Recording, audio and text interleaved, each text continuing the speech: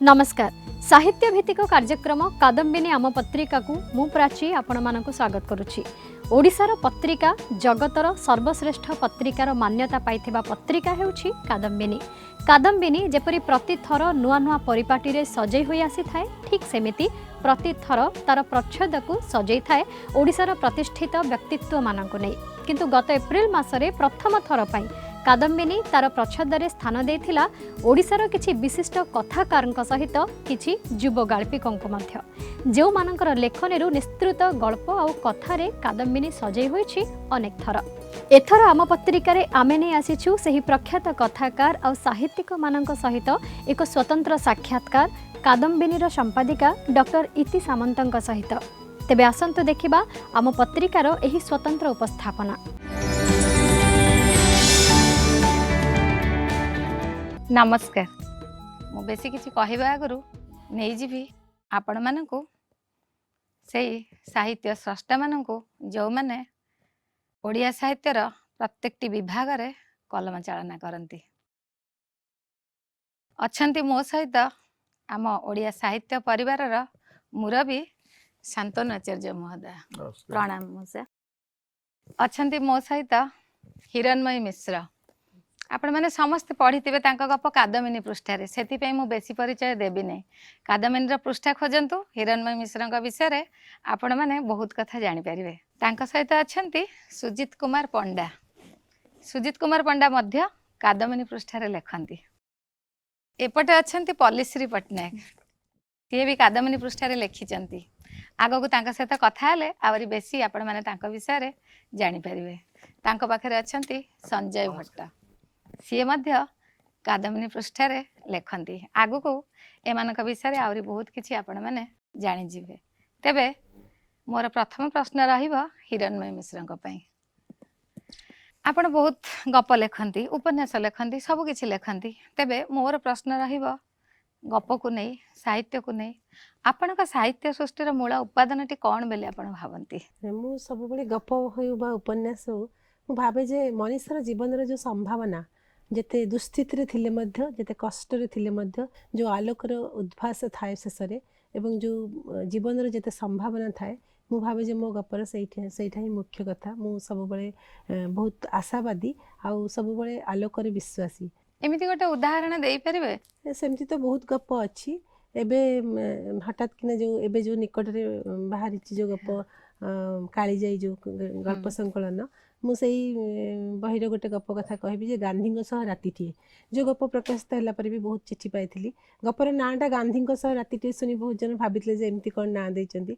सेतिर जने लोकर कथा कह जाउची जने झियर कथा कह जाउची जे कि बहुत डरी जाइची, गोटे लाइब्रेरी भितर हजिगला भलिया ताकू लागुची। हठात बाहर बरफ झड़ होइची किंतु सेई लाइब्रेरी जे सिक्यूरिटी पर्सन से आसी कहउचंती जे तमे पुरा गांधी देशर झियो, तमे एते डरुच कोन? आउ तमे देख ये आखि आगे देख गांधी मूर्ति थुआई से चाहिए ही तुमको लगे जे तुम के तुम भितर के साहस अच्छी तुम निजे निजे उन्मोचन कर तो तापरे पुनी व्यवस्था पुनी थे सब स्वाभाविक होची से फेरुची। गपर कथा अन्य दिगरे जाउची किंतु ये जो भितर डर को बाहर करने गोटे जने कि किसी टिके कहीदेले भी केतबेले टिके असुविधा समय जने कि हाथ पकईदेले भी विश्वास फेरी आसे पुनी थे। ये जो आत्मविश्वास यात्रा मनुष्यर जो आत्मविश्वासहीनतार आत्मविश्वास आड़ को यात्रा, अंधार आलोक दिग को यात्रा, यहाँ ही मो गपर मुख्य कथा। और मु बहुत संपर्कर कथा कहे, भल पाइबार संपर्कर कथा कहे। मते लागे जे जीवन सबुठारु सूक्ष्म आवेग है भल पाइबा। से मोर गपरे भल पाइबा आउ ये जो संभावना ये दुईटा ही मुख्य दुईटा कथा मु कहबाकू चाहिए। देखिले तो केते सुंदर कथा कहले हिरणमयी मिश्र। साहस, आत्मविश्वास आम साहित्य कौन न कहे। आम साहित्य आउरी केते नुआ कथा कहे। वर्तमान कहे संजय भट्ट प्रश्न समान। आपण साहित्य रचनार मौलिक उपादानटी कौन? मो चारिपाटे बुलुवा लोक मान कथा कहे। मु प्रायतः सत कथा लिखे। मु देखे गोटे लोकटे कष्ट पाऊँच से कष्ट को मु मो भितर को निए ताकू लिखे। एठी निश्चित आपण माने आउ गोटे नुआ कथा सुनिथिबे। प्रश्न समान रहइबो पुणी नुआ उत्तर देबे पल्लीश्री पट्टनायक। आपणक गल्प रचनार मौलिक उपादान कौन? नारी को जो अधिकारटा प्राय दिया जाय न थाए निजर यौन आकांक्षा को प्रकाशित करबा पई मत लगे मो माध्यम रे मो भितर मु सेही नारीटी को सब बेले देखे ଆଉ ମୋର ପ୍ରାୟ ଗପରେ ସିଧାସଳଖ କହିବାକୁ ବହୁତ ବେଶୀ ସାହସ କରିପାରିନି ବୋଲି ମୁଁ ତାକୁ ଆଡ଼ୁହାଳ କରିକି ଲେଖେ। ଆଉ ଆପଣଙ୍କ ପ୍ରଶ୍ନ ଯେହେତୁ ସମାନ କି ଗୋଟେ କୌଣସି ଗପ ବିଷୟରେ କହନ୍ତୁ, ମୁଁ କହିବି ମୋର କିଛିଟା ଗପ ଅଛି ଯେମିତିକି ଗୋଟେ ବାଜେ ଚରିତ୍ରର ଲୋକ, ଚରିତ୍ରକୁ ନେଇକି ସେଇଠି ମୁଁ ଲେଖିଛି ଯେ ଚରିତ୍ର ବୋଲି ଆମେ ଯେଉଁ ପ୍ରକାରର ଆଲୋଚନା କରୁ, ଗୋଟେ ଝିଅ କାହା ସାଙ୍ଗରେ ଗପି ଦେଲେ ଖରାପ ହେଇଯାଏ, ଗୋଟେ ପୁଅ ପଛରେ ଯଦି ବସିକି ଯାଏ ଖରାପ ହେଇଯାଏ, କି ଗୋଟେ ପୁଅ ଯଦି ମଦ ପିଇଲା କି 3ଟା ସ୍ତ୍ରୀ ଲୋକଙ୍କ ସାଙ୍ଗରେ କଥା ହେଲା ସେ ପୁଅର ବି ଚରିତ୍ର ଖରାପ ହେଇଯାଏ। ସେମିତି ଗୋଟେ ଗପ ମୁଁ ଲେଖିଥିଲି, ଗୋଟେ ବାଜେ ଚରିତ୍ରର ଗପ। ଆଉ ଗୋଟେ ଗପ ମୋର ଥିଲା ନଷ୍ଟାଲଜିକ୍, ଯେଉଁଥିରେ ମୁଁ ଲେଖିଛି ଯେ ସେଇ ଗପରେ ପ୍ରାୟ ସବୁଯାକ ସହରଟା ସାରା ସବୁ ଲୋକ ହେଉଛନ୍ତି କଙ୍କାଳ, କାହାର କିଛି ଜୀବନ ନାହିଁ ସେଇଥିରେ। ସେ ଲୋକମାନଙ୍କର କିଏ ମିଲିୟନ ଇୟର୍ସର 200 ମିଲିୟନ ଇୟର୍ସ, କାହାକୁ 2 ମିଲିୟନ ଇୟର୍ସ, ଏମିତି ସେ କଙ୍କାଳଙ୍କ ଭିତରେ ଯେଉଁ ସମ୍ପର୍କ, ମାନବିକ ସମ୍ପର୍କ, ଯେଉଁ ପ୍ରେମ କେମିତି ହଜି ଯାଉଛି ଏବଂ ମଣିଷ ଭିତରେ ସମ୍ପର୍କର ଯେଉଁ ମୂଲ୍ୟ କେମିତି କମି ଯାଉଛି, ବନ୍ଧୁତା କମି ଯାଉଛି, ସେଇଥିରେ ମୁଁ ପ୍ରାୟ ସିମ୍ବଲିକ୍ ଲେଖେ, ସିଧାସଳଖ ମୁଁ ଆପଣ ଲେଖିପାରେନି। ଡରନ୍ତି କାହିଁକି ସିଧାସଳଖ ଲେଖନ୍ତିନି? ନାଇଁ, ସିଧାସଳଖ ଲେଖେନି ନୁହେଁ, ମୁଁ ଭାବେ ଆମ ଯେ ସମାଜରେ କିଛି ପ୍ରତିବନ୍ଧକ ଅଛି କି ନା, ଗପ ଲେଖିବା ପାଇଁ? ସମାଜରେ ପ୍ରତିବନ୍ଧକ ଗପ ପାଇଁ ନାହିଁ, ନାରୀ ପାଇଁ ନିଶ୍ଚିତ ଭାବରେ ଅଛି। ମୁଁ ଏଇଥିପାଇଁ ଲେଖେ ଆପଣ କି ଜଣେ ଲେଖିକା ଭାବରେ ଏଇସବୁ ପ୍ରତିବନ୍ଧକର ସମ୍ମୁଖୀନ ହୁଅନ୍ତି? ଲେଖିକା ଭାବରେ କେବେ ସମ୍ମୁଖୀନ ହେଇନି, କିନ୍ତୁ ନାରୀ ଭାବରେ ହେଇଛି, ବହୁବାର ହେଇଛି। ତେବେ ମୁଁ ଏଇଥିପାଇଁ ଲେଖେ କି ଗପରେ ପରୀକ୍ଷା ନିରୀକ୍ଷା ହେବା ଦରକାର ବୋଲି ମୁଁ ଭାବେ। ସିଧାସଳଖ ଗୋଟେ ଚରିତ୍ରମାନଙ୍କୁ ନ ନେଇକି ଆମେ କିଛି ଗପରେ, ଯେହେତୁ ମୋର ଉତ୍ତରାଧୁନିକତା ଉପରେ ହିଁ ମୁଁ ରିସର୍ଚ୍ଚ କରେ, ତେଣୁ ମୁଁ ଭାବେ ଯେ ଗପକୁ ଆମେ ବିଭିନ୍ନ ଭାବରେ ପରୀକ୍ଷା ନିରୀକ୍ଷା କରିବା ଦରକାର। ଏଠି ଆପଣମାନେ ଆଉ ଗୋଟେ ନୂଆ କଥା ଶୁଣିଲେ, କିନ୍ତୁ ମୁଁ ଏପର୍ଯ୍ୟନ୍ତ ଯାଇନି ସାହିତ୍ୟ ପରିବାର ମୁରବୀଙ୍କ ପାଖକୁ। ତାଙ୍କୁ ମୁଁ କେବେ ବି ପଚାରିବି ନାହିଁ ଗପ ଲେଖାର ମୌଳିକ ଉପାଦାନ କ'ଣ, କିନ୍ତୁ ମୁଁ ଏଇ କଥାଟି ନିଶ୍ଚିତ ଭାବରେ ତାଙ୍କ ପାଖରୁ ଜାଣିବା ପାଇଁ ଚାହିଁବି। କାହିଁକିନା ତାଙ୍କୁ ଛାଡ଼ିଦେଲେ ଆମେ ଆଉ ଯେଉଁ 4-5 ଜଣ ବସିଛେ, ଆମେ ସମସ୍ତେ ପାଖ ବୟସର ହୁଏତ, ତେଣୁ ଆମ ସମସ୍ତଙ୍କର ସାହିତ୍ୟକୁ ନେଇ ଯେଉଁଭଳି ଭାବରେ ଧାରଣା ତାଙ୍କର ନିଶ୍ଚିତ ଭାବରେ ଅଲଗା ଥିବ। ତେବେ ମୁଁ ପଚାରିବି ଶାନ୍ତନୁ ଆଚାର୍ଯ୍ୟ ମହାଶୟଙ୍କୁ, ଗପ ଲେଖିବା ପାଇଁ ଗୋଟେ ମୌଳିକ ଉପାଦାନର ଆବଶ୍ୟକତା କ'ଣ ନିହାତି ଅଛି? ମୌଳିକ ଉପାଦାନ ବୋଲି ଯାହାକୁ ତମେ ନିଜେ ସ୍ଥିର କରିବ ସେଇଟା ମୌଳିକ ହବ। ଆଜ୍ଞା, ଯେକୌଣସି ଗୋଟେ ଘଟଣାକୁ ଯଦି ଜଣେ କହିବ ଏଇଟା ମୌଳିକ ଉପାଦାନ, ତାକୁ ନେଇକି ସେ ତାକୁ ଚରିତ୍ରାୟିତ କରିବ। କିନ୍ତୁ ପ୍ରକୃତ ମୌଳିକ ଉପାଦାନଟା ପ୍ରକୃତ ବାହାରେ ଘଟେ ନାହିଁ, ସେଟା ଭିତରେ ଘଟେ, ମଣିଷ ଭିତରେ ଘଟେ। ସେଇ ଜିନିଷଟା କ'ଣ? ସେଇ ଜିନିଷଟି ହେଉଛି ତମର ବ୍ୟକ୍ତିତ୍ୱ ବୋଲି ଗୋଟେ ଜିନିଷ ଅଛି। ବ୍ୟକ୍ତିତ୍ୱ ଯିଏ ତିଆରି ନିର୍ମାଣ କରେ ସେଇ ହେଉଛି ସେଇ ଜିନିଷ। ଆମେ ସମାଜର ପ୍ରତିନିଧି, ପ୍ରତ୍ୟେକଟି ମଣିଷ ଆମେ କହୁଛୁ ସମାଜର ପ୍ରତିନିଧି। ଧରନ୍ତୁ ମୋ ଭାରତ ବର୍ଷର ମୁଁ ଜଣେ ନାଗରିକ, ମୁଁ ଜଣେ ଓଡ଼ିଆ। ଆଜ୍ଞା, ମୁଁ ପୁଣି ଦେଖିଲା ବେଳକୁ ମୋର ଆହୁରି ଅତ୍ୟନ୍ତ ପରିଚୟ ଅଛି। ସଭା ଶେଷରେ ସେ ପରିଚୟଟି ସର୍ବନିମ୍ନ ବା ସର୍ବୋତ୍ତମ ବା ସର୍ବଶ୍ରେଷ୍ଠ ପରିଚୟଟି ହେଉଛି ମୋର ଆତ୍ମା। ଆଜ୍ଞା, ମୋ ଆତ୍ମା ପୁରୁଷ ତମ ଅନ୍ୟ କାହାରି ଆତ୍ମା ପୁରୁଷ ସାଙ୍ଗରେ ସମାନ ହେବନି। ତେଣୁ ଏକ୍ସକ୍ଲୁସିଭ୍ ଇଣ୍ଡିଭିଜୁଆଲିଟି ଯାହାକୁ କୁହାଯାଏ, ସେଇ ଗୋଟାକ ହେଉଛି ବ୍ୟକ୍ତି। ଆମେ ଡିଫାଇନ୍ କରୁ ଆନ୍ଥ୍ରୋପୋଲୋଜିରେ man is a rational animal, କିନ୍ତୁ man is the only irrational animal. କାହିଁକି ନା ତାର ଲଭ୍ ବୋଲି ଗୋଟେ ଜିନିଷ ଅଛି, ଯୋଉଟା ଲଭ୍ଟା ଗୋଟେ ନେଚରରେ ଲଜିକାଲ କନକ୍ଲୁଜନ ନୁହଁ। ଆଜ୍ଞା, ତମକୁ ଜଣେ ଅପମାନ ଦେଲା, ତମେ ତାକୁ କ୍ଷମା ଦେଲ, ଏ କ୍ଷମାଟା କୋଉଠୁ ଆସୁଛି? ଏଇଟା ପ୍ରତ୍ୟେକ ଜିନିଷର ଯଦି ଆକ୍ସନର ରିଆକ୍ସନ ହୁଏ, ମୁଁ ଗୋଟେ ଯାହାକୁ ମାଡ଼ ଦେବି ସେ ମୋତେ ମାଡ଼ଟାଇ ଦେବ। ମୁଁ କହିଲା ତ ତୁମକୁ କ୍ଷମା ଦେଲି, ଏଇଟା କେବଳ ମଣିଷ ପକ୍ଷରେ ସମ୍ଭବ ନା ଆଉ କୌଣସି ପାଖରେ ଜାଗାରେ ସମ୍ଭବ ହବ କି? ତେଣୁ ହ୍ୟୁମାନିଟି ହେଉଛି ଗୋଟେ ପ୍ରକୃତରେ ଗୋଟେ ଇରାସନାଲ ବିହେଭିଅର, ଯାହାକି ଈଶ୍ୱର ଦତ୍ତ। ଆପଣ ଯେତେବେଳେ କହୁଛନ୍ତି ଯେ ମଣିଷର ନିଜର ବ୍ୟକ୍ତିତ୍ୱ, କିନ୍ତୁ ଆମେ କହୁ ଲେଖକ ତାର ଯେଉଁ ଗପ ଲେଖିବା ପାଇଁ ଯେଉଁ ସାମଗ୍ରୀ ବା ଉପାଦାନ କୋଉଠୁ ପାଏ? ତା ଚାରିକଡ଼ର ସମାଜରୁ ପାଏ। କାହିଁକି ନା ଲେଖକ ଗୋଟେ ସାମାଜିକ ପ୍ରାଣୀ। ମୁଁ ଆପଣ ମୋତେ ବୁଝେଇଦେବେ। ବୁଝାଉଛି। ଆମର ସବୁଠାରୁ ବଡ଼ ଉଦାହରଣ ହେଉଛି କୋଣାର୍କ ମନ୍ଦିର। ଆଜ୍ଞା, କୋଣାର୍କ ମନ୍ଦିରକୁ ନେଇକିରି ଗୋଟେ ଧର୍ମପଦ ବୋଲି ଗୋଟେ ଗୀତ ଅଛି, ଏଇଟା ଗୋପବନ୍ଧୁ ଉତ୍କଳମଣି ଗୋପବନ୍ଧୁଙ୍କ ବିଖ୍ୟାତ। ଆଜ୍ଞା, ଶେଷ ପଦଟା କ'ଣ ହେଉଛି? ଶେଷ ପଦଟା ହେଉଛି ଯେ କାହା ପାଇଁ ଏ ମନ୍ଦିରଟା ତିଆରି ହେଲା? 1200 ବଢ଼େଇରେ ଦାୟ ନା ଧରମା ପୁଅରେ ଦାୟ? ପୁଅରେ ଦାୟ ନା 1200? ତେଣୁ କୋଉ ପକ୍ଷରେ ତମେ ରହୁଛ, ତୁମର ଦୃଷ୍ଟିକୋଣରେ ସେଇ ତମେ ଯଦି 1200 ବଢ଼େଇରେ ତାହେଲେ ତମେ ସମାଜ, ତମେ ଜଣେ ମାର୍କ୍ସିଜିମ୍ କଥା କହୁଛ, ମାର୍କ୍ସବାଦୀ ମାନେ ଏହା କହନ୍ତି। କିନ୍ତୁ ତମେ କହିବ ଯେ ପୁଅରେ ଦାୟ ଆସିଲା, କଳା ଉପରକୁ ଆସିଲା, ସେ କାହିଁକି ସେଠି ବସେଇ ପାରୁନଥିଲେ, ମୁଣ୍ଡି ମାରୁନଥିଲେ?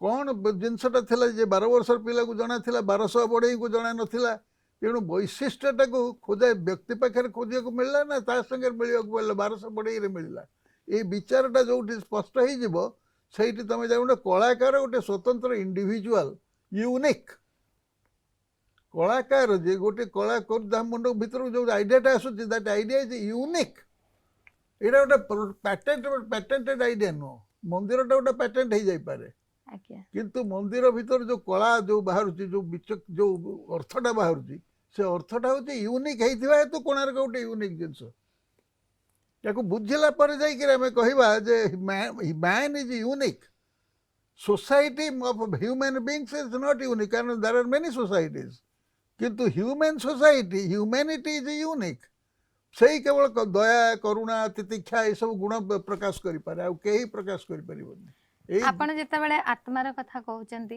व्यक्तित्वर कथा कहउचंती लेखक धार्मिक आत्मा कथा मु कहू नहीं मु लेखक कथा केवल कहउची जेतेबेले आपण कहउचंती जे लेखकर गोटे निजस्व आत्मा अछि तार गोटे निजस्व व्यक्तित्व अछि ताहले आमे कोन कहबा लेखक माने खाली समाज रे भल मनिष होइतिबे भल मनुष्य खराब मनुष्य तो पड़ू नहीं जो मानविक गुणटा जो प्रकाशित हुए जोड़े प्रकार प्रकाशित हम गोटे हूँ देव दानव आज्ञा नॉर्थ पोल साउथ पोल जेकोसी जिनसर जोड़े एंड सागे सागे बाहर तुम दुईटा एंड भितर जो संघर्षटा चले जो रेमनेंटा रहे से गोटा है साहित्य यथा राम रावण युद्ध कले रामायणटा लिखापी जोड़िया उपादान दरकार रामटे थी दरकार रावणटे थी दरकार दिहे जगह संघर्ष करेंगे रावण मरीगला राम किसी काल पर मरीगले कहीं नहांती वर्तमान किंतु रामायणटा थुआई ये जो मिडल प्रोडक्टा बाहरला ये दुई जन संघर्ष बाहरला कहते थेसिस एंटीथेसिस सिंथेसिस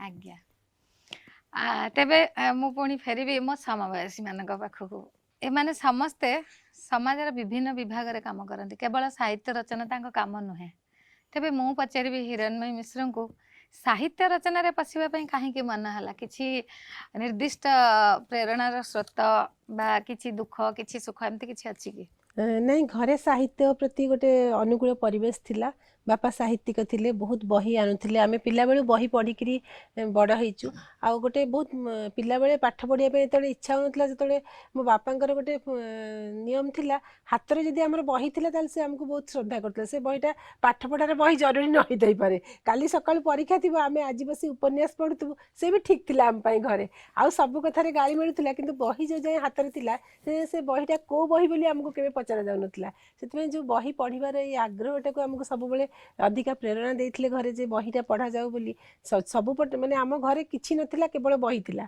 मो बो जतबे पचारे जे तमे किछि करिनो नाना सब बेले कहंती मु पिला माने देखो समस्त बही पढुचंती बही पढुतबा पिला को करिछि आ बही करिछि आ कोनटा करथांती एते बही किनिछि आ बही पढुतबा पिला माने मोर समस्ते तेन सेटा गोटे बही पढुतबा पिला रु साहित्य लेखिया पई आग्रह आछि जेतु देखिली जे एते कथा लेखा जाइछि चारिपट पृथ्वी रे विभिन्न भाषा रे सेति पई गोटे आग्रह आसिला जे मु भी किछि एथरे बिंदुए जदी जोड़ी दे पारिबी काले केते बेले एवं निजे लेखिला पर भी बहुत भल लागिला निजर ना को छपा आखिरे देखिया पई चिट्ठी आस्तिला बहुत सेते जो 30 वर्ष तळे पृथ्वी तळे लेखा लेखि आमे आरंभ कलु तबे चिट्ठी रो समय थिला गोटे गप छपा हेले एते चिट्ठी आसे एते संख्यक मोर मने अछि तबे कथा नव प्रतिभा आयोजन कले प्रथम वर्ष मोर प्रथम गप थिला एवं मु चिट्ठी पाइतिली चंद्रशेखर रथंक ठारू माने एते से जज थिले से येरा तो एते भल लागितला जे तापरे मु भाबितिली जे जेमती इटा गोटे आरंभ माने मते गोटे आ गोटे रास्ता देखैला व्यक्तिगत जीवन रो गोटे सामग्रिक जीवन आडू को जीवा पई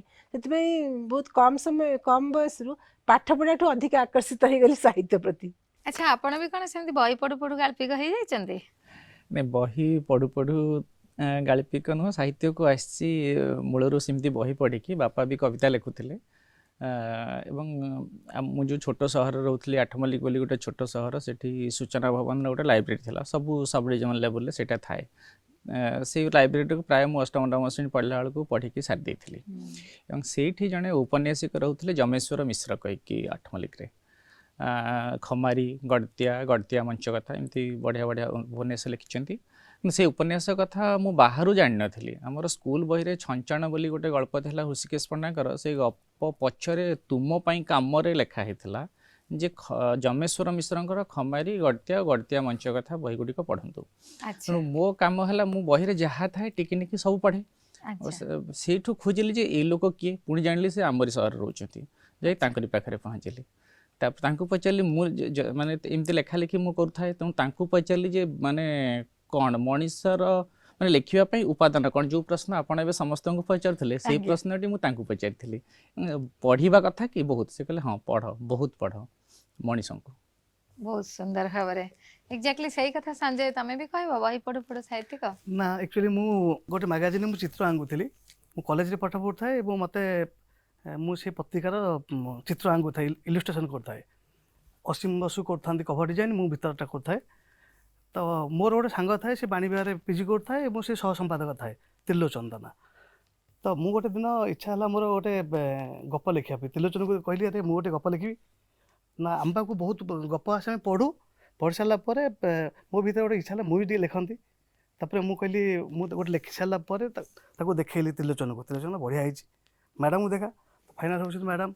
ତ ସିଏ ତାକୁ ନେଇକି ଦେଖେଇଲି, ମୋତେ ସିଏ ଏମିତି ଅନେଇଲେ, ତୁ ଚିତ୍ର ଆଙ୍କିବା କଥା, ତୁ କ'ଣ ଗପ ଲେଖିଲୁଣି? ମୁଁ କହିଲି ଅପା ମୋର ଇଚ୍ଛା ଲେଖିବା ପାଇଁ, ଆଉ ମୁଁ ଲେଖିବି, ଦେଖନ୍ତୁ କେମିତି ହେଇଛି।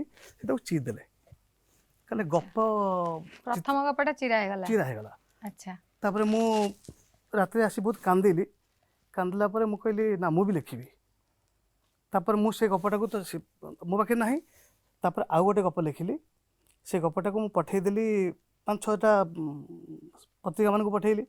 ସେମାନେ ମୋତେ କୁହନ୍ତି, ଯାହାକୁ ପଠାଏ ସେମାନେ କହନ୍ତି ତମେ ଆମର ଡ୍ରଇଂ କରିଦେବ, ଭିତରେ ଗପର ଚିତ୍ର ଆଙ୍କି ଦେଉଛି, ଆମେ ତୁମକୁ ଛାପିବୁ। ମୁଁ କହିଲି ଏଇଟା ତ ହେଉଛି ଲାଞ୍ଚ, ମୁଁ କରିବିନି। ତାପରେ ମୁଁ ସେମିତି ସିନେମା କାମ କରୁଥାଏ, ଆସିଷ୍ଟାଣ୍ଟ କରୁଥାଏ। ତାପରେ ମୁଁ ଗୋଟେ ପତ୍ରିକାକୁ ପଠେଇଦେଲି, ଅପୂର୍ବା ବୋଲି ଗୋଟେ ପତ୍ରିକା, ତାକୁ ପଠେଇଦେଲି। ପଠେଇଦେଲା ପରେ ମୁଁ ଜାଣିନି ଯେ ସେଇଟା ବାହାରିବ କି ନାହିଁ ବୋଲି। ସେ ଗପ ନାଁ ହେଉଛି କାହା ଆଗେ କହି ହେଉନଥିବା କଥା। ବାହାରିଗଲା ଗପଟା ବାହାରିଗଲା। ମୋତେ ସିଏ ଆମ ଗାଁକୁ ଚିଠି ପଠେଇଛନ୍ତି ଯେ ତମେ ଆସିକି ପହଞ୍ଚିବ। ମୁଁ ଆଉ ଜାଣିନି।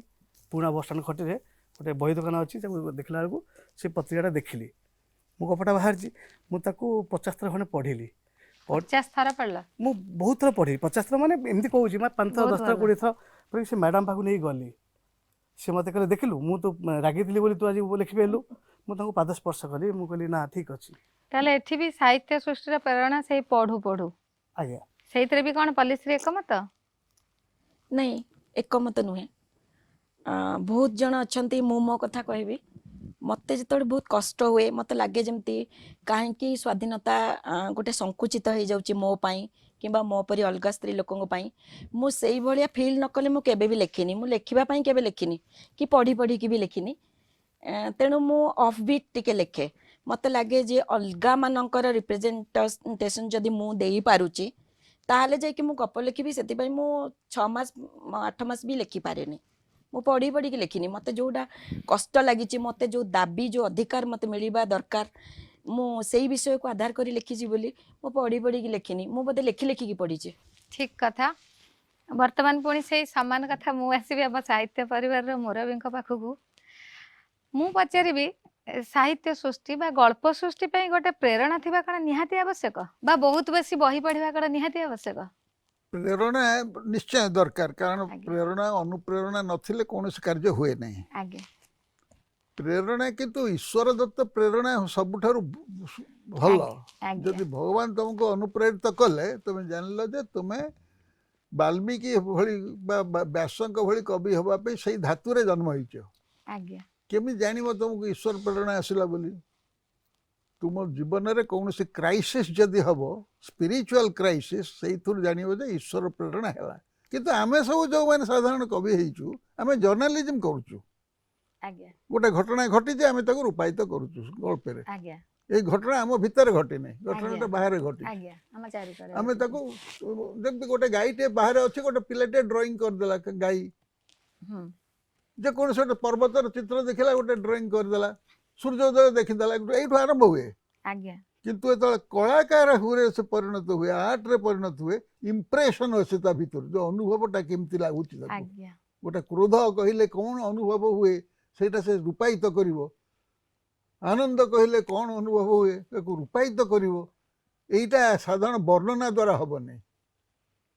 गोटे किसी सिंबलिक किसी गोटे व्यवहार Realistic जिनस किसी इंप्रेशन गोटे। द्वारा हुए आज्ञा आमर जो अनुभवटा होची सेटा आज्ञा। द्वारा सेटा रूपायित हुए से आम साधारणतः वर्णना करके कहू जो कथाटा सेटा आज्ञा। बाह्य आपणक जीवन में सेमती केबे घटिथिला मो प्रथम जीवन में घटिला मोर पिलादिनटा बाल्यकाल है मातृ वियोग 9 वर्ष बयस माँ मरीगले आज्ञा हठात गोटे विच्छेद आसी पहुँचला से विच्छेद पे क्या दायी करहबनी कारण द्वितीय विश्वयुद्ध चली माँ को देह खराब है आम हॉस्पिटल नहीं पार्लु नहीं से तो मरीगले अच्छा ये जो जिनस कहारी हाथ में नहीं कारण मिलिटारी मार्च कर रास्ता कौन जनाना रास्ता को जाइए डाक्तरखाना को नहीं हेनी ये अवस्था से पड़ी 4 मास भर चलीगले मुझे जो 9 वर्ष बयस देखिली जे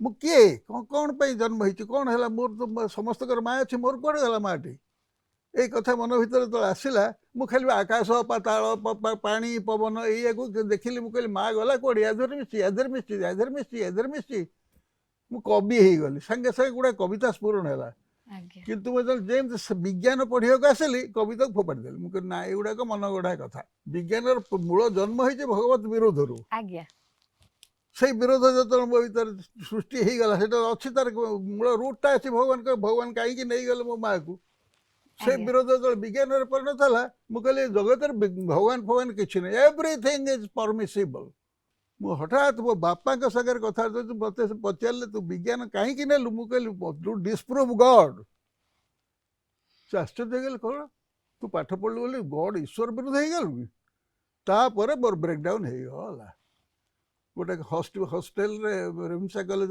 waste hostel single seated room 4 मास मु कबाट बंद कर बसिली खाली गोटे प्रश्न जदि ईश्वर अच्छा प्रमाण दियो प्रमाण भितर खोजु खोजु एमती अवस्था दे मुझे जब भगवान नहाती जीवन हारि जो पोटासियम साइनाइड आनिक थोली रूम रे 4 मास पर से गोटाए राति या भर शिवानंद सहित मोर करेस्पंडेंस चलता है मुझे रागिकी चिठी लिखिली आप कहूना आप निजे भगवान को देखी से कहले मुझे तुम्हें ठीक रास्ता मुझे भूलांतु नहीं पिला मानू फाइनली भगवान को पाइले पाइली माने से तो भगवत उपलब्धि रु आरंभ है साहित्य ना मु भगवान को उपलब्धि कला परे जो राति रे कली से दिन पोटासियम साइनाइड खाइया को जाऊँ मो भितर प्रश्न उठिला किए कहला कौन करिया को जाऊँ मु कहली मु जीवन हारिया को चाहूँगी कारण ईश्वर उपलब्धि है 24 घंटा बसी सारे से कहला तू जानिनु कौन करिया को जाऊँ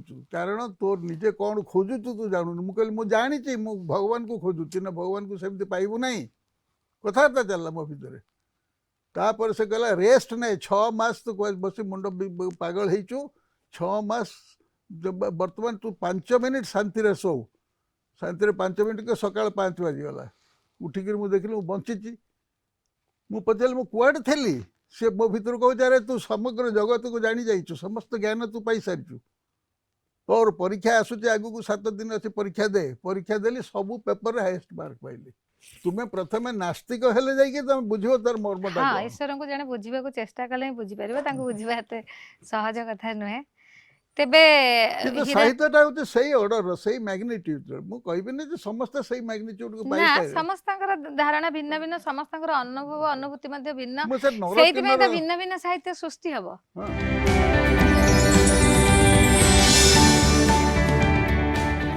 हिरणमय मिश्र आपण कहिबे जे साहित्यिक कोन भविष्यतर कथा कहि पारे ता गल्प माध्यम रे ता उपन्यास माध्यम रे कह जाए जे साहित्यिक स्रष्टा से देखिपारे तार भविष्यतर कथा कहीपरिबाटा माने निर्दिष्ट भाव में ठीक सही कथा जे घटिबो से कथा नहीं किंतु भविष्यतर कथा हुए तो किछि किछि आमे गोटे विरल संयोग क्रमे घटी पारे कथा है जे साहित्यिक ता दुनिया से जो पृथ्वीटा तैयारी करे तार भविष्य कौन कर से निश्चित जेहेतु गोटे क्रम विवर्तन भाया से गोटे सृष्टि तैयारी करुच्ची से गोटे जगार जाई पहुँचब जे मो सृष्टिर भविष्य मुझे देखुची किंतु साहित्यिक तो जहाँ कहले सर से तो ईश्वर नुहति तेणु सब भविष्य को देखिपारे एक मुझे विश्वास करी किंतु शेष कथाटा है जे साहित्य सब अन्वेषण करे से भविष्य देखा जाई पारे ଭବିଷ୍ୟତ ନ ଦେଖା ବି ଯାଇପାରେ। କେମିତି ଦେଖନ୍ତି ଆଗକୁ ଓଡ଼ିଆ ଗଳ୍ପ ସାହିତ୍ୟ ଓଡ଼ିଆ ଭାଷା ସାହିତ୍ୟର ଭବିଷ୍ୟତ? ଏବେ ପିଲାମାନେ ଯୋଉ ନୂଆ ପିଢ଼ିର ପିଲାମାନେ ଆମେ ଭବିଷ୍ୟତ କହିଲେ ଆମର ତରୁଣ ପିଢ଼ିର ପିଲାମାନଙ୍କୁ ଭାବୁ। ଆମ ପରବର୍ତ୍ତୀ ପିଢ଼ିରେ ଯେମିତି ସୁଜିତ ଆଉ ସଞ୍ଜୟ ଭରିକା ଆସିଥିଲେ ବା ପଲ୍ଲିଶ୍ରୀ, ତା ପରବର୍ତ୍ତୀ ପିଢ଼ି ବର୍ତ୍ତମାନ ସମୟରେ ପିଲାମାନେ ଏଇ ଯୋଉ ଡିଲେଶ୍ୱର ଭରିକା ବହୁତ ବଢ଼ିଆ ଲେଖୁଛନ୍ତି ଗପ। ଅବିନାଶ ଡିଲେଶ୍ୱର, ଆମର ବିଶ୍ୱାଳ ଯୋଉ ଯେ ଗୁଡ଼, ଗୋଟେ ପିଲା ଲେଖୁଛି ଶୁଭ୍ରାଂଶୁ ବିଶ୍ୱାଳ ଗୁଡ଼ ଉପରେ ବିଭିନ୍ନ ପ୍ରକାର ଗପ। ଗୋଟେ ଚିନ୍ତା କରନ୍ତୁ, ଗୋଟେ ଗୁଡ଼ ତିଆରି ହେଉଛି ବିଭିନ୍ନ ପ୍ରକାର ସେ ଗପ। ତେଣୁ ଆଜିକାଲି ପିଲାମାନେ କହିବାନି ଯେ ଗପ ଲେଖିବା ବେଳେ ସମ୍ବେଦନଶୀଳତା କମି ଯାଉଛି ବୋଲି, ବହୁତ ବେଶୀ ଯନ୍ତ୍ରର ଏତେ ବ୍ୟବହାର ସତ୍ତ୍ୱେ ବି ଯିଏ ସାହିତ୍ୟ ଲେଖିବା କଥା ତାର ସମ୍ବେଦନଶୀଳତା ଯେମିତି ରହିବା କଥା ସେମିତି ରହିଛି। ଏବଂ ଯେହେତୁ ଏବେକାର ପୃଥିବୀ ବହୁତ ପରିବର୍ତ୍ତିତ, ସେଇ ଅନୁସାରେ ପିଲାମାନଙ୍କର ମିଡ଼ିଆ ବିଭିନ୍ନ ପ୍ରକାର ଭାବରେ ଚେଞ୍ଜ ହେଇପାରେ, କିନ୍ତୁ ସାହିତ୍ୟର, ଓଡ଼ିଆ ସାହିତ୍ୟର ଏବଂ ଗଳ୍ପ ସାହିତ୍ୟର ଭବିଷ୍ୟତ ଖୁବ୍ ଉଜ୍ଜ୍ୱଳ। ଏବଂ ଏବେ ଯେଉଁଭଳି ଭାବରେ ଆମ ଜୀବନର ଗତି ବଦଳୁଛି, ଆମେ ଏବେ ଯେତେ ଟେକ୍ନୋଲୋଜି ଉପରେ ଡିପେଣ୍ଡ କରୁଛେ ଏବଂ ଚାରିପଟରେ ଆମେ ଦେଖୁଛେ ପୃଥିବୀ ଯେତେ ଭୟଙ୍କର ଦ୍ରୁତ ଗତିରେ ଯେମିତି ବଦଳି ଯାଉଛି, ମୁଁ ଯାହା ଭବିଷ୍ୟତକୁ କହିବି ଯେ ମୋ ଭବିଷ୍ୟତ ହୁଏତ ଏମିତି ହେଇପାରେ ଭବିଷ୍ୟତରେ, ତା ଆଉ ଗୋଟେ ପ୍ରାନ୍ତରେ ଆଗରୁ ହେଇସାରିଥାଇପାରେ କିମ୍ବା ଆଉ କେଉଁ ପ୍ରାନ୍ତରେ ହେବା ପାଇଁ ବହୁତ ସମୟ ଲାଗିପାରେ। ତେଣୁ ପୃଥିବୀଟା ଏତେ ବିସ୍ତୀର୍ଣ୍ଣ ଆଉ ବର୍ତ୍ତମାନର ଅନୁଭବ, ବର୍ତ୍ତମାନର ଜୀବନ ଏତେ ଦ୍ରୁତ ପରିବର୍ତ୍ତନଶୀଳ ଯେ ମୁଁ ବିଶ୍ୱାସ କରେନି ଯେ କୌଣସି ଜଣେ ସାହିତ୍ୟିକ ଏସବୁ ପରିବର୍ତ୍ତନକୁ ତାର କଲମ ମୁନରେ ଆଣିବା ସମ୍ଭବ ବା ସେ ନିଶ୍ଚିତ ଭାବରେ ଭବିଷ୍ୟତକୁ ଦେଖିପାରିବ, ଏକଥା ସତ୍ୟ ନୁହେଁ। ହୁଏତ ଆମେ ସାହିତ୍ୟ ବିଭିନ୍ନ ପ୍ରକାରର, କିଏ ବିଦ୍ରୋହ ପାଇଁ କରୁଛି, କିଏ ଦୁଃଖରୁ କରିପାରେ, କିଏ ଅନ୍ୱେଷଣ କାହା ସାହିତ୍ୟର ଉଦ୍ଦେଶ୍ୟ ହେଇପାରେ। ଯାହା କହିଲେ ବିଶିଷ୍ଟ ଲେଖକ ଶ୍ରୀଯୁକ୍ତ ଶାନ୍ତନୁ କୁମାର ଆଚାର୍ଯ୍ୟ ଯେ ଗୋଟେ ରାସ୍ତା, ବିଭିନ୍ନ ଭିନ୍ନ ଭିନ୍ନ ରାସ୍ତା, କିନ୍ତୁ ଲକ୍ଷ୍ୟଟା ହେଉଛି ଏକା କଥା। ସାହିତ୍ୟ ହେଉଛି ଗୋଟିଏ ଲକ୍ଷ୍ୟ, କିନ୍ତୁ ଆମେ ସମସ୍ତେ ଭିନ୍ନ ଭିନ୍ନ ପ୍ରଶ୍ନ, ସେଥିପାଇଁ ଭିନ୍ନ ଭିନ୍ନ ପଥର ଯାତ୍ରୀ। ଆପଣ ବି ଏଥିରେ ଏକମତ ସୁଜିତ? ହଁ, ମୁଁ ପୁରା ଆଶାବାଦୀ ଓଡ଼ିଆ ସାହିତ୍ୟ, କାହିଁକି ଯେକୌଣସି ସାହିତ୍ୟ ପୃଥିବୀର ସବୁ ଯେଉଁ ସାହିତ୍ୟ କଥା ବର୍ତ୍ତମାନ କୁହାଯାଉଛି ଯେ ମେସିନ୍ ଟେକ୍ ଓଭର୍ କରିଯାଉଛି ବା ସାଇନ୍ସ ଟେକ୍ ଓଭର୍ କରିଯାଉଛି, ମାନେ ସାହିତ୍ୟ ପାଇଁ ସ୍ପେସ୍ କମ୍ ରହୁଛି। ମୋତେ କିନ୍ତୁ ଲାଗୁଛି ଏସବୁ ଯେତିକି ବଢ଼ିବ ନା, ଯେମିତି ଯାହା ଘରେ ଝିଅଟା ନଥାଏ ସେ ଝିଅଟେ ବେଶୀ ଖୋଜେ, ସେମିତି ମଣିଷ ଜୀବନରେ ଏସବୁ ଜିନିଷର ଯେତେ କମି କମି ଯିବ ସେ ସେଇଟାକୁ ହିଁ ଖୋଜିବ, ସେଇ ଆବେଗକୁ ଖୋଜିବ, ଗୋଟେ ସମ୍ବେଦନଶୀଳତାକୁ ଖୋଜିବ, ଗୋଟେ ସଫ୍ଟ କୋମଳ ଜିନିଷଟେ ଖୋଜିବ, ସେଟା ସାହିତ୍ୟରେ ପାଇବ। କୁହାଯାଏ ନା, ଗୋଟେ ଯେବେ ଯାଏଁ ପୃଥିବୀରେ ଦୁଃଖ ଅଛି, ପ୍ରେମ ଅଛି, ସେବେ ଯାଏଁ ପୃଥିବୀରେ କବିତା ଅଛି, ମଣିଷ ଅଛି ମାନେ ସେବେ ଯାଏଁ ସାହିତ୍ୟ ଅଛି, ଗପ ଅଛି, ସାହିତ୍ୟ ତା ଅଛି। ଭିତରେ ଆମ ଓଡ଼ିଆ ସାହିତ୍ୟ ବି ଅଛି। ଓଡ଼ିଆ ସାହିତ୍ୟ ବହୁତ ଭଲରେ ଅଛି। ଆମ ଓଡ଼ିଆ ଗପର ଗୋଟେ ବହୁତ ବଡ଼ ସୁନ୍ଦର ପରମ୍ପରା ବି ଅଛି ଏବଂ ସାହିତ୍ୟ ତ ଆଗକୁ ବି ଅଛି। ନିହାତି ରହିବ, କିନ୍ତୁ ଆମେ ଯୋଉ କହୁଛୁ କି ବର୍ତ୍ତମାନ ସମୟରେ ଆମର ଯୋଉ ପ୍ରାନ୍ତୀୟ ଭାଷା ଗୁଡାକ ସବୁ, ତା ଉପରେ ବହୁତ ବେଶୀ ବିପଦ। ସାହିତ୍ୟ ନିଶ୍ଚିତ ଭାବରେ ରହିବ, ମଣିଷ ରହିବ, ସାହିତ୍ୟ କେମିତି ରହିବନି? କିନ୍ତୁ ମୁଁ ସେଇ ପ୍ରାନ୍ତୀୟ ଭାଷା, ଯେମିତି ମୁଁ ଆମ ଭାଷା ସାହିତ୍ୟ କଥା ହିଁ କହୁଛି, କେମିତି ଦେଖନ୍ତି ତାର ଭବିଷ୍ୟତ? ଆମ ଓଡ଼ିଆ ସାହିତ୍ୟ ସେଇ ମାନେ ଯେମିତି ଅଲଗା ଭାଷାରେ ଯେମିତି ଲେଖା ହେଉଛି, ଆମ ଲେଖକମାନେ ମଧ୍ୟ ତାଠୁ ଆହୁରି ଭଲ ଲେଖୁଛନ୍ତି, କିନ୍ତୁ ଆମର ସେଠି ପହଞ୍ଚ ହେଇପାରୁନି। ଆମ ଭିତରେ ସେ ଅନୁବାଦଟା ସେଠି ପହଞ୍ଚି ପାରୁନି।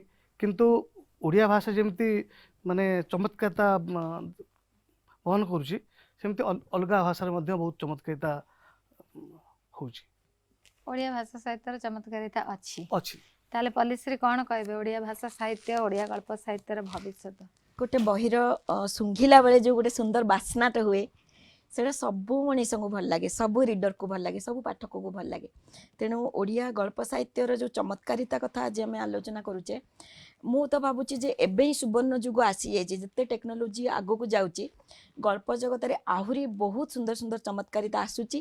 ଆଉ ଯେତେ ଦିନ ପର୍ଯ୍ୟନ୍ତ ଗୋଟେ ପୁରୁଷ ଗୋଟେ ନାରୀର କୋଳ ଖୋଜୁଥିବ କିଛି କ୍ଷଣ କାନ୍ଦିବା ପାଇଁ, ଆଉ ଗୋଟେ ନାରୀ ଗୋଟେ ପୁରୁଷର କାନ୍ଦ ଖୋଜୁଥିବ କିଛି କ୍ଷଣ ପ୍ରେମ କରିବା ପାଇଁ, ସେତେ ଦିନ ଯାଇ ତ ଓଡ଼ିଆ ସାହିତ୍ୟର ଗଳ୍ପ ଜଗତ ଆହୁରି ଆହୁରି ବିସ୍ତାରିତ ହୋଇ ଚାଲିଥିବ। ନିଶ୍ଚିତ ଭାବରେ। ତାହେଲେ ଶାନ୍ତନୁ ଆଚାର୍ଯ୍ୟ ସାର୍ କ'ଣ କହିବେ?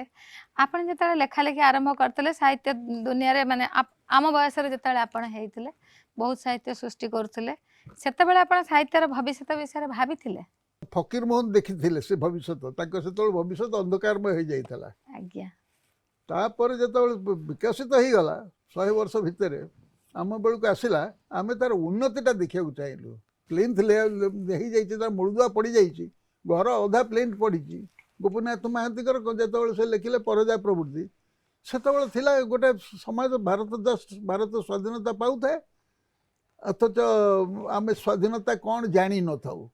ମୋର ସେଇ ସମୟରେ ଜନ୍ମ, ସେଇ ସନ୍ଧିକ୍ଷଣରେ ମହାତ୍ମା ଗାନ୍ଧୀଙ୍କର ଆବିର୍ଭାବ, ସେତେବେଳେ ଲବଣ ସତ୍ୟାଗ୍ରହ 1930 ମସିହାରେ, ମୋର 33 ମସିହାରେ ଜନ୍ମ। से समय गोटे हिटलर नामक गोटे असुर जन्म है 6 मिलियन माने 65 लक्ष लोक 5 वर्ष धरी ट्रेन रे अणा है आवाल वृद्ध वनिता गोटे गैस चेम्बर भर पठाऊ था सिस्टमैटिकली किलिंग चलता है the man was conducting this killing systematically and he is Hitler Adolf Hitler Sethi Mahatma Gandhi TA जन्म होती एडल्फ हिटलर ठिया जो दुईटा कंट्रास्ट आसला राम रावण ता भर आम जन्म हेलु ये जो कंट्रास्ट दुईटा यहाँ भारत स्वाधीनता पाइब कि न पाइब मनीष बचब कि नहीं कथा हो मानविकतार मूल्यबोध अच्छी ये दुईटा संवेदन जो संगठित है से विज्ञान आसला आउ गोटे मिसला जे मनुष्यर भविष्यटा खोली खोली जाऊँगी आज मनुष्यर भविष्य एपरी है जो ट्रांजिस्टर रेडियो ट्रांजिस्टर जो मोबाइल फोन आपण मैंने यूज कर गोटे छोटिया चिप अच्छी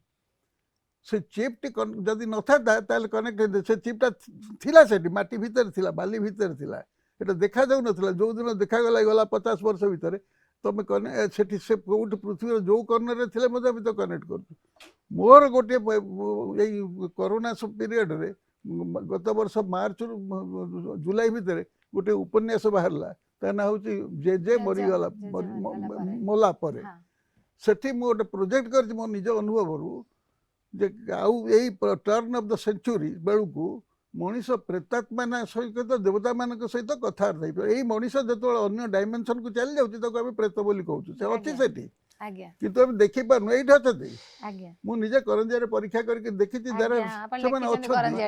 तेणु यही कथाटा साधारण लोक परसेप्शन भर पलि आस तेणु जंत्र साहाय्य तुम प्रेतात्मा सागर कथबार्ता कर प्रेतात्मा बोले तो कही हेनी कारण जमी मो पिला मैंने अमेरिका अच्छा मुझे सहित भिडियो कथबार्ता होती तो सेमती कथबार्ता हम तेणु ये जगतर विस्तारटा केमी हो देख चेतनार विस्तार बर्तमान विज्ञान कहला चेतना छड़ा कि ना दिने विज्ञान आमको पढ़ाऊला मैटर छड़ा कि ना आज से विज्ञान कहला जे कस्मोलॉजी आमको जो ब्रह्मांड तत्व पढ़ाऊँगी से तार मूल सब जिनस everything is connected with everything प्रत्येक सहित संपर्क रखा क्या द्वारा इलेक्ट्रोमैग्नेटिक वेव द्वारा नुह चेतना द्वारा चेतना चेतना गोटे जिनस वेव जहाँ को तुम संचरण करके सारा विश्व को कर तेणु भूर्भुव स्व तप जन मह सत्य ये जो सप्त लोक इे जो भूतल अतल पाताल सुतल प्रभृति तला तल पर सब 14 ब्रह्मांड ता भीतर बीइंग सत्ता मैंने अच्छा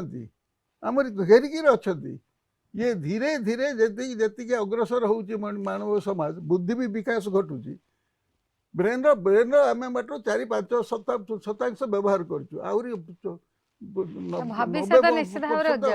विकसित तो मनुष्य देवता ही कथा आड़ को जाऊे दृष्टिकोण देखा साहित्य विज्ञान सम्मिलन आज आम ये समस्ते एकत्रित होइचे कादम्बिनीर प्रच्छद केमिति अनुभूति रहा आपणकर कादम्बिनीर प्रच्छद रे आसी एटा कथा से जेहेतु एटा कथा विशेषांग होउची तमरो बुधा सुनिली गल्प विशेषांग कथा तेणु गल्पकार मान को डाकिछ जे मान सहित मिसिली मु देखिली याकर प्रचुर अंडरस्टैंडिंग अच्छी गोटे डायरेक्शन दरकार अच्छी जे गोटे अभिमुख्य दरकार पड़ुची जे आम कौन पे लिखुचे अभिमुख्यटा स्पष्ट हो गला पर से धीरे धीरे यार गोटे नुआ रूप धारण करिवो मृत्यु कादम्बिनी सहित जड़ित मु तो कहबी आरंभरू तेणु कादम्बिनी दीर्घ 2 दशंधि ऊर्ध्व यात्रा पथ को आपण केमिति देखंती यार विकासटा आपण विकास कहि परिबे जहा कहि परिबे मु कहूची कादम्बिनी दीर्घ 2 दशंधि धरि ऊर्ध्व जो यात्रा पथ